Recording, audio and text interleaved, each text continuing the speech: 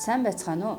Өнөөдөр та бүхэндээ ханаач уухнаа өвчний үед эцэг эх болон асран хамгаалагчид юун дээр анхааруул зохих вэ сэдвт мэдээллийг та бүхэндээ өгөх болно. Ханаач уухнаатай ба ханаалгаж буй хүүхдийг аль болох дулаан орчинд байлгаж дааруулахгүй байх нь хамгийн зохимжтой. Хамар битүүрсэн, нус гоожих, ханаалгах, хоолой нүцэн шинж тэмдэг илэрч байгаа хэдий ч амьсгаа даагүй хүүхдийг гэрийн нөхцөлд эмчилж болно. Бага насны хүүхдийн биеийн халуунаа амархан алддаг тул ханиад хүрсэн үед нь дулаан байлгах хэрэгтэй. Харин хэд халууцуулж болохгүй. Бүлийн шингэн зүйлийг илүүгээр өг. Эхийн сүү, ансны хан, зүгийн балтай сүү, жимстэй цай гэх мэт бие дүүсэн хортой бодисыг гадагшлуулахад туслана. Хүүхэд халуурах үед онцгой анхаарч дулаан хүнжүүлэлт хэвтүүлэх ба 38.5 градусаас дээш халуур бол парацетамол эмчийн заврыг өгөх хэрэгтэй. Аливаа эмийг зөвхөн эмчийн заврын дагуу хэрэглэх нь чухал. Хүүхдийн дэргэд ханаалгах, найтайлгах, шүлсээ хаяхаас зайлсхий.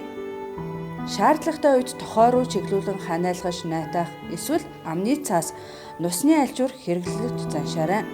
Зарим тохиолдолд ханаалгах нь аюултай шинж байж болох тул та бүхэн дараах зүйлсүүд хүүхдэд илэрх юм бол эмчид яралтай хандах хэрэгтэй. Зарим тохиолдолд ханаалгаж халуурах нь хатгаа өвчний шинж тэмдэг байж болох ба энэ үед хүүхдээ эмчид үзүүлээрэй.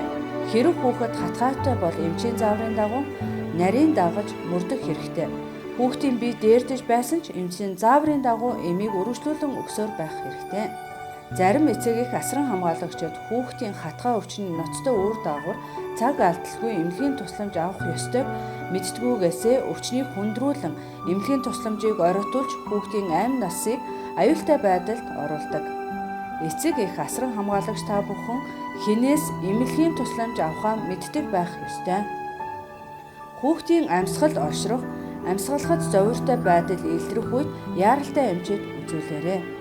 Хүүхэд 50 үед хэвтэн амьсгал буюу амьсгал авалт сааттай амьсгалах, шүүхэнтэй амьсгал буюу амьсгал гаралт сааттай амьсгалах, цээж хонхолцох, амьсгал авах үед цээжний доод хэсэг дутууж татагдах, хүүхэд 3-7 хоногоос дээш хугацаагаар ханаалгах, шингэн зүйл уух буюу хөхөндөө муудах, үе үе бөөлжих, халуурах, биеийн байдал нь дордох, эдгээр шинж тэмдэг илэрх юм бол яаралтай эмчид үзүүлэх шаардлагатай.